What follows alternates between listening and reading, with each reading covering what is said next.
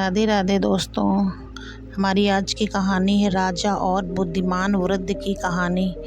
बहुत समय पहले की बात है। एक विशाल और समृद्ध राज्य पर राजा समरजीत का शासन था।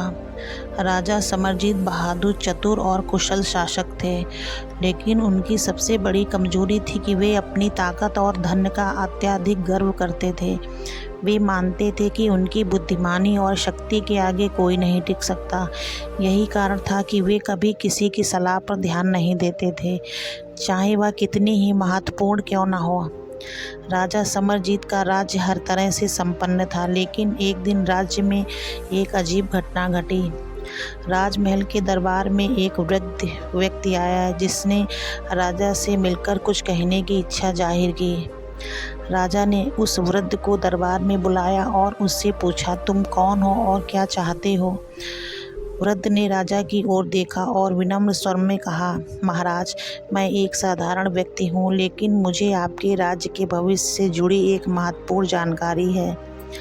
राजा, जो अपनी शक्ति और बुद्धिमत्ता पर गर्व करता था, थोड़ा हंसते हुए बोला, तुम एक साधारण वृद्ध हो और मैं एक विशाल राज्य का राजा हूँ। तुम मुझे क्या सिखा सकते हो जो मैं नहीं जानता?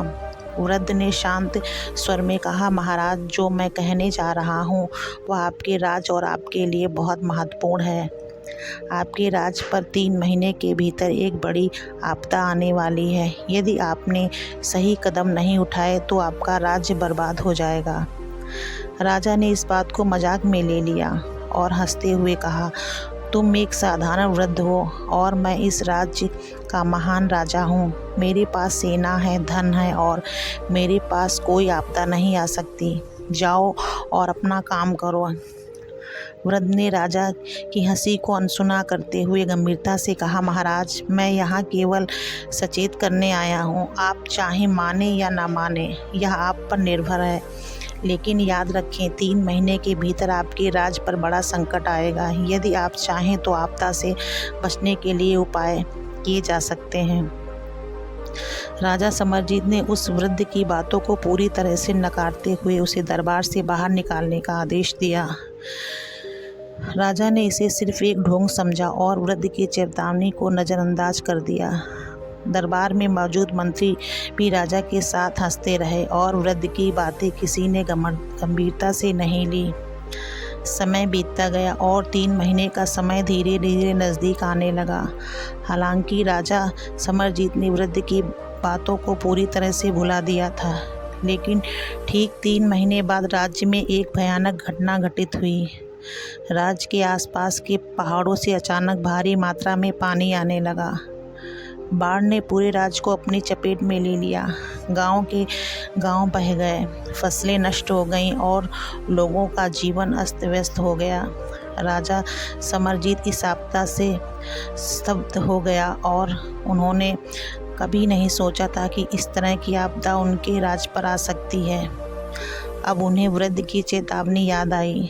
राजा ने तुरंत अपने दरबारियों और सेनापति को बुलाया और स्थिति पर नियंत्रण पाने की चर्चा की, लेकिन तब तक बहुत देर हो चुकी थी। राज्य का बड़ा हिस्सा बर्बाद हो चुका था और लोगों में हाहाकार मचा हुआ था। अब राजा समरजीत को अपनी गलती का एहसास हुआ। उन्हें समझ में आया कि उन्होंने उस बुद्धिमान वृद्ध की बातों को नकार कर बहुत बड़ी भूल की थी। उन्होंने वृद्ध को ढूंढने का आदेश दिया, लेकिन कोई नहीं जानता थी कि वह वृद्ध कहाँ से आया था और कहाँ चला गया। राजा को अपने घमंड और अभिमान पर पछतावा हुआ। उन्होंने मन ही मन सोचा, काश मैं उस वृद्ध की बातों को गंभीरता से लिया होता। मैंने अपनी शक्ति और बुद्धिमानी पर इतना गर्व किया कि सच्चाई को नज़रअंदाज कर दिया। अब राजा ने अपने राज्य की पुनर्निर्माण के लिए कड़ी मेहनत शुरू की। उन्होंने अपने सेना और जनता के साथ मिलकर राज्य की बर्बादी को फिर से समृद्धि में बदलने का संकल्प लिया। लेकिन इस घटना ने राजा समरजीत को हमेशा के लिए बदल दिया। अब वे अधिक विनम्र और विचारशील बन गए। उन्होंने सीख लिया कि शक्ति और संपत्ति के आगे कभी भी ज्ञान और सच्चाई को नज़रअंदाज नहीं करना चाहिए। कुछ महीने बाद राज्य में फिर से खुशहाल हो गया, लेकिन राजा समरजीत को वह बुद्धिमान वृद्ध व्यक्ति कभी नहीं मिला। किंतु वृद्ध की सिखाई हुई सीख हमेशा राजा के दिल और दिमाग में बसी रही। घमंड विनाश का कारण बनता है और सच्ची बुद्धिमत्ता उसे पहचानने और सुधारने में होती है। इस कहानी का सार यह है कि हमें कभी भी अपनी क्षमताओं पर इतना घमंड नहीं करना चाहिए कि हम अब दूसरों की सच्चाई और ज्ञान को नज़रअंदाज कर दें। चाहे हम कितने ही शक्तिशाली क्यों न हो, सच्चाई और विवेक को समझना और उसे स्वीकार करना ही सच्ची बुद्धिमानी है। अगर आपको हमारी वीडियो अच्छी लगे तो वीडियो को लाइक करें, शेयर करें। चैनल पर नए हो तो प्लीज़ चैनल को सब्सक्राइब करें।